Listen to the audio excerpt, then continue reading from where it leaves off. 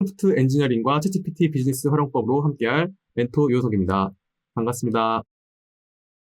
이번 강의 목표는 프롬프트 엔지니어링 방법에 대한 기본적인 이해와 단순히 지식으로만 끝나는 것이 아니라 나만의 프롬프트를 직접 작성해보고 활용하는 것까지 해보도록 하겠습니다. 강의의 목차는 다음과 같은데요. 첫 번째로는 프롬프트 엔지니어링 시작하기에서 프롬프트 엔지니어링이 무엇인지, 그리고 왜 프롬프트 엔지니어링이 중요한지에 대해서 알아보도록 하겠습니다.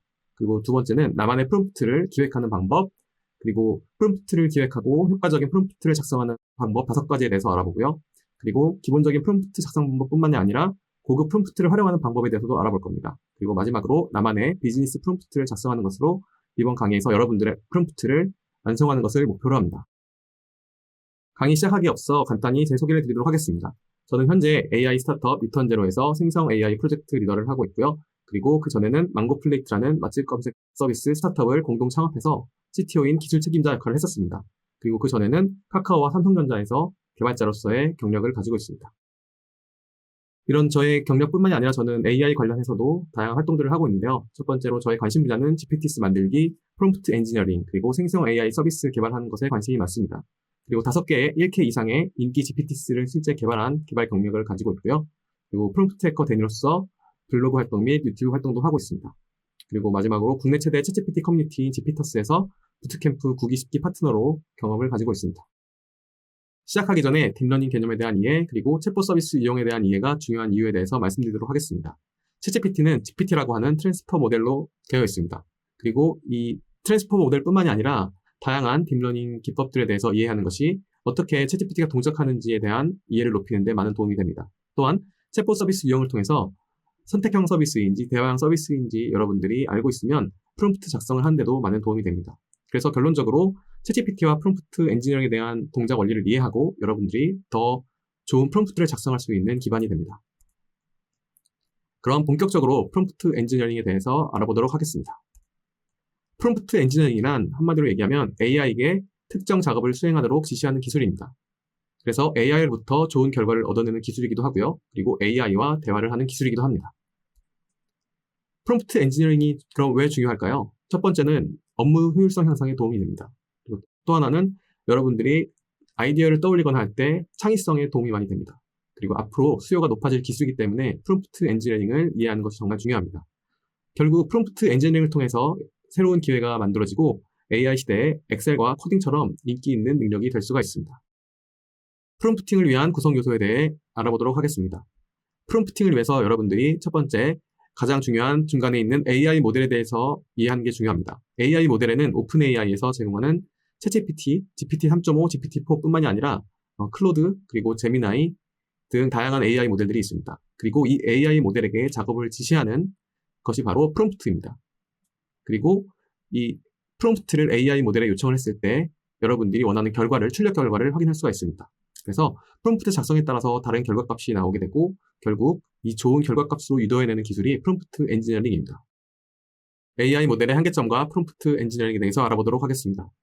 AI 모델에는 여러 가지 한계점들이 있는데요. 첫 번째로는 결과의 예측이 불가능하다는 겁니다. 매번 요청할 때마다 다른 결과를 제시하기 때문에 일관성 있는 프롬프트를 작성하는 것이 중요합니다. 그리고 요청할 때마다 매번 다른 결과를 주기 때문에 맥락과 예시 결과값을 지정해서 일관성 있는 답변을 유도하는 기술이 중요합니다. 그리고 환각현상, 할루시네이션이라고 하는 실제 사실이 아닌 것들을 AI가 답변해주는 현상도 많이 있습니다. 그래서 이 환각현상을 줄이기 위해서는 프롬프트를 잘 작성을 하고 지식과 외부 데이터와 연결을 통해서 이 환각현상을 줄일 수가 있습니다. 또한 마지막으로 학습된 내용 안에서만 답변을 할 수 있습니다. 이 학습된 답변 안에서 답변하는 한계점을 극복하기 위해서는 예시를 제공하고 그리고 여러분들만의 지식을 주입하고 외부와 연결하는 것을 통해서 이 학습된 내용뿐만이 아니라 실제 여러분들이 원하는 답변을 유도할 수 있는 방법들이 있습니다. 프롬프트 엔지니어링을 위해 필요한 능력에 대해서 간단히 알아보도록 하겠습니다. 첫 번째는 바로 커뮤니케이션 능력입니다. AI와 대화할 때도 정확한 지시를 하고 상세한 요청을 해서 AI가 여러분들이 원하는 대로 동작할 수 있도록 지시할 수 있습니다. 두 번째로는 언어 사용 능력입니다. AI가 명확하게 여러분들의 의도를 파악할 수 있게 적절한 동사와 어휘를 사용하는 것이 중요합니다. 세 번째로 전문 지식입니다. 챗GPT가 환각현상으로 사실이 아닌 것을 대답할 수 있기 때문에 여러분들이 특정 분야에 대한 깊은 이해를 가지고 비판적으로 챗GPT의 답변을 확인하는 것이 중요합니다. 그래서 네 번째는 비판적 사고가 중요하고, 마지막으로 AI와 다양한 대화와 여러분들이 원하는 결과를 창의적으로 끌어낼 수 있는 창의성이 매우 중요합니다. 그래서 새로운 조합의 발상과 새로운 프롬프트를 다양하게 시도할 수 있습니다. AI와 프롬프트 엔지니어링의 역할에 대해서 알아보도록 하겠습니다. 여러분들은 AI를, 챗GPT를 문제 해결사라고 생각을 하시나요? 아니면 비서 또는 보조자라고 생각을 하시나요? 문제 해결사는 정확한 답변을 제시해주지만 비서는 여러분들이 잘할 수 있도록 돕는 역할을 합니다.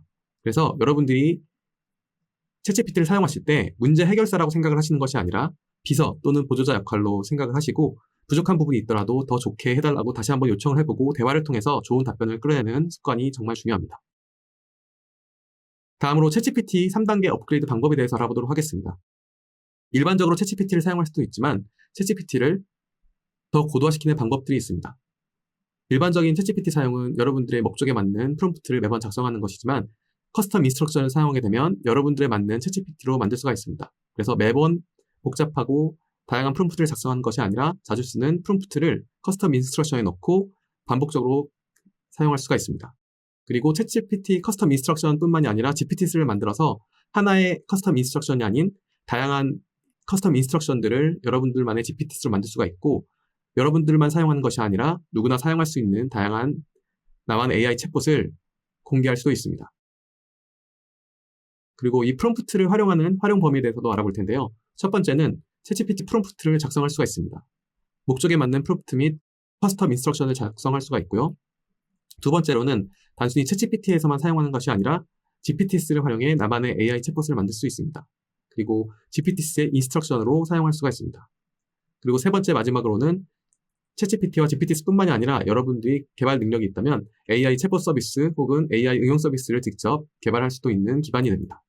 그래서 프롬프트 기반의 AI 서비스를 만들 수 있는 중요한 기술이 됩니다. 참고사항으로 영어 프롬프트, 한글 프롬프트 중에 어떤 프롬프트를 작성해야 되는지 궁금해하시는 분들이 많으신데요. 간단히 비교해서 설명을 드리면, 영어 프롬프트는 GPT-4에서 월등한 성능을 보여주고 있고, 한글 프롬프트 같은 경우에는 GPT 3.5에서는 한글 같은 경우에 많이 부족했지만 GPT-4에서 많이 개선된 부분을 확인할 수 있습니다. 학습 데이터량 측면에서는 확실히 영어 프롬프트가 방대한 양의 학습 데이터를 학습하고 있기 때문에 정확한 답변을 줄 수 있는 확률이 높아지고, 한글 프롬프트 같은 경우에는 학습 데이터량이 상대적으로 적습니다. 그리고 영어 프롬프트 같은 경우에는 빠른 응답 속도를 주고 있지만 한글 프롬프트는 상대적으로 느린 응답 속도를 제공합니다. 그리고 친숙한 측면에서는 영어 같은 경우에는 확실히 읽거나 그리고 프롬프트를 작성하는데 친숙함이 낮지만 한글 프롬프트 같은 경우에는 여러분들이 쉽게 프롬프트를 작성하고 답변을 이해하는 데 많이 도움이 됩니다. 프롬프트 작성, 언어 사용 팁에 대해서 말씀드리도록 하겠습니다. 가장 중요한 건 여러분들에게 편한 언어를 사용하는 것입니다. 언어 선택보다 중요한 것이 여러분들이 프롬프트를 직접 작성하는 것입니다. 그리고 굳이 선택을 한다면 영어 사용을 권장을 드리고요.